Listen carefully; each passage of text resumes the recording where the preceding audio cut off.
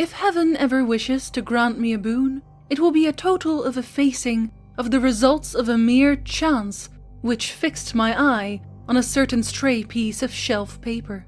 It was nothing on which I would naturally have stumbled in the course of my daily round, for it was an old number of an Australian journal, the Sydney Bulletin, for April 18, 1925.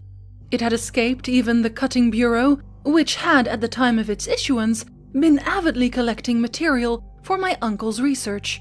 I had largely given over my inquiries into what Professor Angel called the Cthulhu cult, and was visiting a learned friend in Paterson, New Jersey, the curator of a local museum and a mineralogist of note. Examining one day the reserve specimens roughly set on the storage shelves in a rear room of the museum, my eye was caught by an odd picture in one of the old papers spread beneath the stones. It was the Sydney Bulletin I have mentioned, for my friend had wide affiliations in all conceivable foreign parts, and the picture was a half-tone cut of a hideous stone image almost identical with that which Legras had found in the swamp. Eagerly clearing the sheet of its precious contents, I scanned the item in detail, and was disappointed to find it of only moderate length. What it suggested, however, was of portentous significance to my flagging quest, and I carefully tore it out for immediate action. It read as follows: Mystery derelict found at sea. Vigilant arrives with helpless armed New Zealand yacht in tow. One survivor and dead man found aboard. Tale of desperate battle and deaths at sea. Rescued seaman refuses particulars of strange experience. Odd idol found in his possession. Inquiry to follow. The Morrison Co's freighter Vigilant, bound for Valparaiso, arrived this morning at its wharf in Darling Harbour, having in tow the battled and disabled but heavily armed steam yacht Alert of Dunedin, NZ, which was sighted April 12th in south latitude 3421, west longitude 15217, with one living and one dead man aboard. The Vigilant left Valparaiso March 25th, and on April 2nd was driven considerably south of her course by exceptionally heavy storms and monster waves. On April 12th, the derelict was sighted, and though apparently deserted, was found upon boarding to contain one survivor in a half-delirious condition and one man who had evidently been dead for more than a week. The living man was clutching a horrible stone idol of unknown origin, about 1 foot in height, regarding whose nature authorities at Sydney University, the Royal Society, and the museum in College Street all profess complete bafflement, and which the survivor says he found in the cabin of the yacht, in a small carved shrine of common pattern. This man, after recovering his senses, told an exceedingly strange story of piracy and slaughter. He is Gustav Johansen, a Norwegian of some intelligence, and had been second mate of the two-masted schooner Emma of Auckland, which sailed for Callao February 20th with a complement of 11 men. The Emma, he says, was delayed and thrown widely south of her course by the great storm of March 1st, and on March 22nd in south latitude 4951, west longitude 12834, encountered the Alert, manned by a queer and evil-looking crew of Kanakas and half-castes. Being ordered peremptorily to turn back, Captain Collins refused, whereupon the strange crew began to fire savagely and without warning upon the schooner, with a peculiarly heavy battery of brass cannon forming part of the yacht's equipment. The Emma's men showed fight, says the survivor, and though the schooner began to sink from shots beneath the water line, they managed to heave alongside their enemy and board her, grappling with the savage crew on the yacht's deck and being forced to kill them all, the number being slightly superior because of their particularly abhorrent and desperate though rather clumsy mode of fighting. 3 of the Emma's men, including Captain Collins and First Mate Green, were killed, and the remaining 8 under Second Mate Johansen proceeded to navigate the captured yacht, going ahead in their original direction to see if any reason for their ordering back had existed. The next day, it appears, they raised and landed on a small island, although none is known to exist in that part of the ocean, and 6 of the men somehow died ashore, though Johansen is queerly reticent about this part of his story, and speaks only of their falling into a rock chasm. Later, it seems, he and one companion boarded the yacht and tried to manage her, but were beaten about by the storm of April 2nd. From that time till his rescue on the 12th, the man remembers little, and he does not even recall when William Bryden, his companion, died. Bryden's death reveals no apparent cause, and was probably due to excitement or exposure.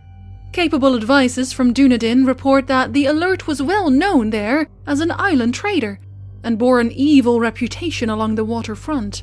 It was owned by a curious group of half-castes, whose frequent meetings and night trips to the woods attracted no little curiosity, and it had set sail in great haste just after the storm and earth tremors of March the 1st. Our Auckland correspondent gives the Emma and her crew an excellent reputation, and Johansen is described as a sober and worthy man. The Admiralty will institute an inquiry on the whole matter beginning tomorrow, at which every effort will be made to induce Johansen to speak more freely than he has done hitherto. This was all, together with the picture of the hellish image, but what a train of ideas it started in my mind.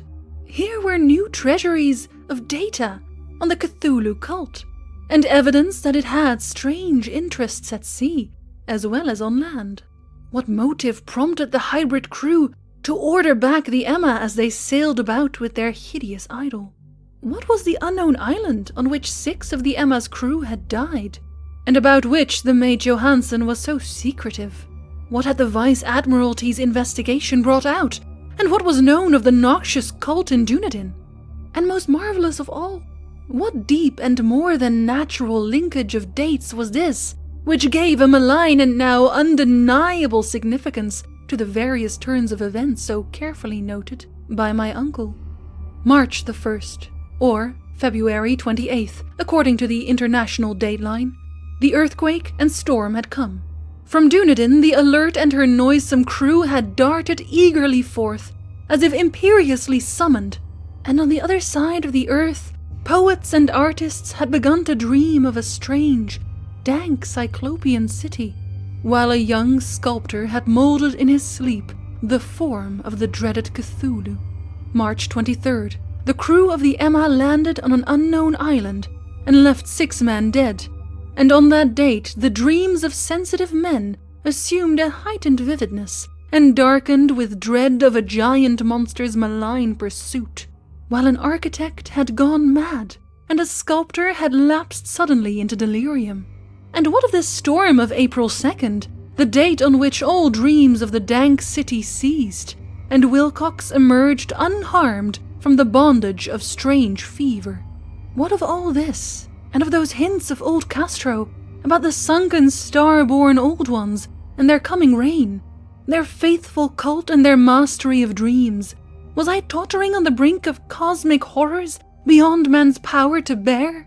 If so, they must be horrors of the mind alone, for in some way the 2nd of April had put a stop to whatever monstrous menace had begun its siege of mankind's soul. That evening, after a day of hurried cabling and arranging, I bade my host adieu and took a train for San Francisco. In less than a month I was in Dunedin, where, however, I found that little was known of the strange cult members who had lingered in the old sea taverns. Waterfront scum was far too common for special mention, though there was vague talk about one inland trip these mongrels had made, during which faint drumming and red flame were noted on the distant hills. In Auckland, I learned that Johansen had returned with yellow hair turned white after a perfunctory and inconclusive questioning at Sydney, and had thereafter sold his cottage in West Street and sailed with his wife to his old home in Oslo. Of his steering experience, he would tell his friends no more than he had told the Admiralty officials, and all they could do was to give me his Oslo address. After that, I went to Sydney and talked profitlessly with seamen and members of the Vice Admiralty Court, I saw the alert, now sold and in commercial use, at Circular Quay in Sydney Cove, but gained nothing from its non-committal bulk. The crouching image with its cuttlefish head, dragon body, scaly wings and hieroglyphed pedestal was preserved in the museum at Hyde Park, and I studied it long and well, finding it a thing of balefully exquisite workmanship, and with the same utter mystery, terrible antiquity and unearthly strangeness of material which I had noted in Legrasse's smaller specimen. Geologists, the curator told me, had found it a monstrous puzzle, for they vowed that the world held no rock like it. Then I thought with a shudder of what old Castro had told Legrasse about the old ones. They had come from the stars, and had brought their images with them. Shaken with such a mental resolution as I had never known before, I now resolved to visit Maid Johansen in Oslo. Sailing for London, I re-embarked at once for the Norwegian capital, and one autumn day landed at the trim wharves in the shadow of the Egeberg. Johansen's address, I discovered, lay in the old town of King Harold Hardrada, which kept alive the name of Oslo during all the centuries that the greater city masqueraded as Christiana. I made the brief trip by taxicab, and knocked with palpitant heart at the door of a neat and ancient building with a plastered front. A sad-faced woman in black answered my summons, and I was stung with disappointment when she told me in halting English that Gustav Johansen was no more. He had not long survived his return, said his wife, for the doings at sea in 1925 had broken him. He had told her no more than he told the public, but had left a long manuscript of technical matters, as he said, written in English, evidently in order to guard her from the peril of casual perusal. During a walk through a narrow lane near the Gothenburg dock, a bundle of papers falling from an attic window had knocked him down. 2 Lascar sailors at once helped him to his feet, but before the ambulance could reach him, he was dead. Physicians found no adequate cause in the end, and laid it to heart trouble and a weakened constitution. I now felt gnawing at my vitals, that dark terror which will never leave me till I, too, am at rest, accidentally or otherwise. Persuading the widow that my connection with her husband's technical matters was sufficient to entitle me to his manuscript, I bore the document away and began to read it on the London boat.